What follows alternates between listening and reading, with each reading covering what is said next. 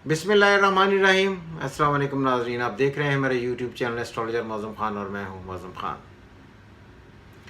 बड़े दिन हो गए थे आपसे कोई बात नहीं हुई, तो मैंने सोचा कि आज कोई नई कुंडली बनाते हैं, कोई नई सेशन करते हैं। और आज मैंने डिसाइड किया कि मैं आपको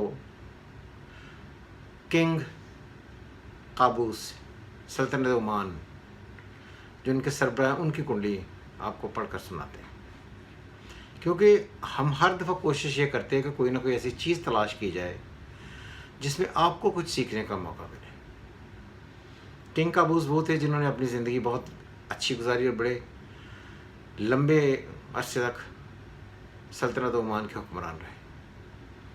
उनकी ज़िंदगी में शादियां नाकाम हुई और उनकी कोई औलाद नहीं थी। आज हम ये 3 जो सेक्शंस हैं इसको पढ़ेंगे और फिर देखेंगे कि ज़िंदगी में आदमी किस तरह ग्रोथ मिलती है और किंग किस तरह बनता है। ये कुंडली है उनकी।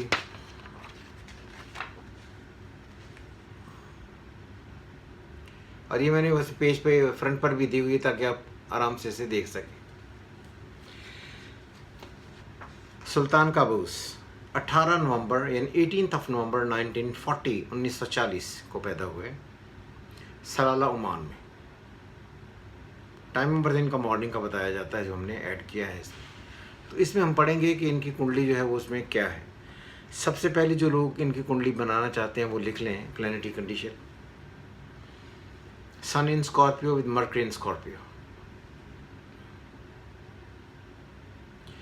Mars Venus and Rahu in 12th house, moon 8वें घर में जेमिनाई में,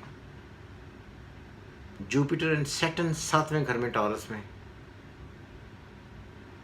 और केतु 6ठे घर में। देखने में ये कुंडली आपको बड़ी एक ऑर्डिनरी कुंडली लग सकती है, मगर ये बात याद रहे कि वरासत में जो बादशाहत मिलती है उसको पढ़ने के लिए हम देखते हैं कि 8वां घर, वो तमाम चीज़ें जो वरासती कन्वर्ट आपको होती हैं, वरासती जायदाद है, वरासती ओहदा है, उसको पढ़ने के लिए 8वां घर देखा जाता है। अगर सन से अगर इसको काउंट करें तो मून 8वें घर में है। अगर मून से सन को काउंट करें तो ये 6ठे घर में है। 8वां घर इनहेरिटेड प्रॉपर्टी का, इनहेरिटेड स्टेटस का, बादशाहत के बिल्ले का। 6ठा घर सर्विसेज देने का। मून का लॉर्ड उठा जेमिनाई का लॉर्ड मर्क्यूरी उठा और जाकर वो अपने हटकर जाकर 6ठे घर में सन के साथ जा बैठा।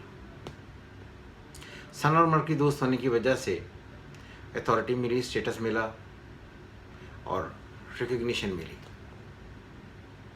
अब जो सबसे ज़्यादा इंटरेस्टिंग यहाँ पर बात है वो ये है कि सन जहाँ पर है स्कॉर्पियो, उसका लॉर्ड उठा और वो जाकर बैठ के 12वें घर में, मून से 5वें घर में और 9वें घर में। इसका मतलब है कि जिस भी आदमी की कुंडली है वो अपनी तरफ से जो भी उसे ओहदा, रुतबा, मर्तबा या स्टेटस दिया जाएगा वो उस स्टेटस को ज़्यादा भरपूर तरीके से चलाने के लिए अवाम की खिदमत करेगा। तो इसीलिए सबसे लंबा दौर और खुशहाली का दौर ओमान में जो आया वो सुल्तान काबूस उन्हीं से ही पढ़ा जाता है। और ये बड़ी इंटरेस्टिंग बात है कि जब ये सेंडेंट लॉर्ड उठकर 5वें में जाए और मून की इसको ट्राइन आ जाए 5वें 9वें में से कहीं से भी, तो आदमी अवाम के लिए बहुत ज़्यादा अच्छा सोशल वर्क करने वाला, अवाम का बड़ा पसंदीदा आदमी बन जाता है। तो इसलिए वो बहुत फेमस, बहुत मशहूर, बहुत अच्छे और बहुत नाम वाले आदमी थे अपने दौर में, और उनकी बहुत लोग इज़्ज़त भी करते थे। मैं यहाँ पर एक आपको वाक़या सुनाना चाहूँगा कि एक दफ़ा मैं भी गया मस्कत ओमान। तो मस्कत ओमान में हमारे एक दोस्त हैं, मैं उनके घर ठहरा था। ऐड हमने अखबार में दे दिया और कुछ अरसे के बाद मैंने देखा कि कुछ दिन के बाद एक गाड़ी वहाँ पर आकर रुकी और बहुत शोर डलने लग पड़ा बाहर हमारे घर के, जहाँ पर मैं ठहरा हुआ था। मैंने उनसे पूछा, मैंने कहा ये शोर किस चीज़ का? तो उन्होंने कहा जी कि आपको किंग बादशाह उनके ख़ानदान में से कोई लेने आया है। मैं कहा ये आपको कैसे पता चला? उनका जी गाड़ी जो है उसका नंबर बता रहा है कि कोई ऐसा है। तो लकीली मैं गया वहाँ पर, मेरी मुलाकातें भी हुई रॉयल्स से, और अच्छा उन्होंने रीडिंग्स भी दी हैं अपने, तोहफे तहफ़ जो होते हैं वो सारे चलते रहे। मैंने इसलिए जाकर वहाँ पर भी ये काम किया एस्ट्रोलॉजी। तो मैंने आपको ये इसलिए बताया कि मैं मस्कत ओमान गया हूँ, और सीब एयरपोर्ट बहुत मशहूर है वहाँ पर।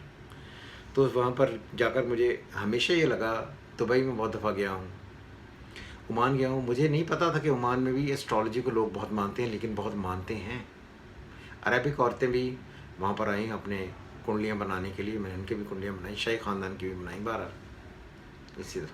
और आज भी मेरे पास शाही ख़ानदान के दिए हुए जो गिफ्ट्स हैं वो मेरे पास मौजूद हैं।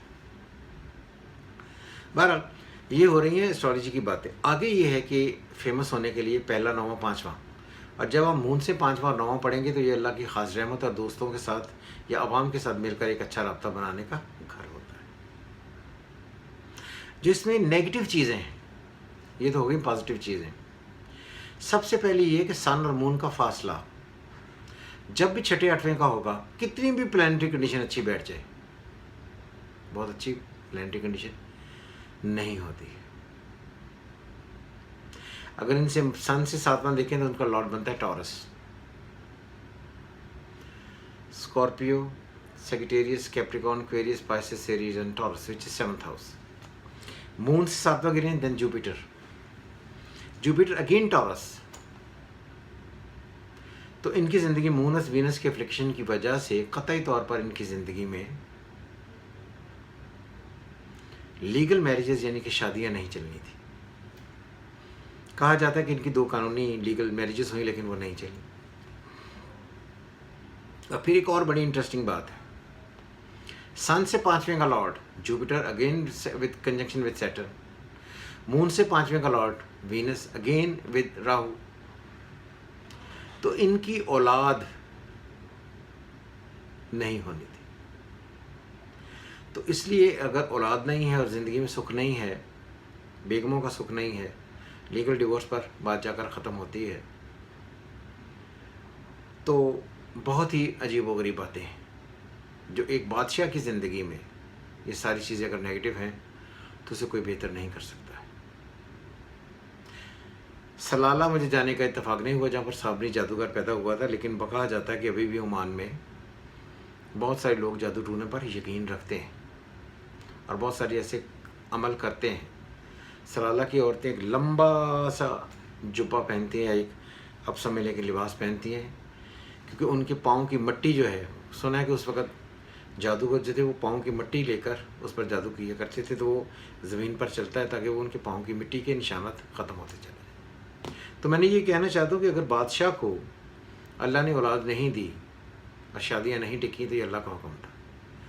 ये हमारे यहाँ ये जो जादू करने वाले, टोने करने वाले हैं और जो इस बात पर बहुत ज़ोर लगाते हैं कि मैं आपकी तकदीरें बदल दूंगा, आपकी तकदीरें ठीक कर सकूँगा, ये अमल करें, ये सदका दें, ये यूँ करने, तो ये सारी चीज़ें अल्लाह के हुक्म के बाद आती हैं।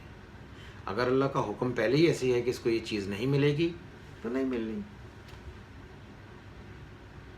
तो मैंने ये बात इसलिए आप लोगों को समझाई है कि बादशाह से ज़्यादा ज़राए किसी और आदमी के नहीं हो सकते, सोर्सेज नहीं हो सकते।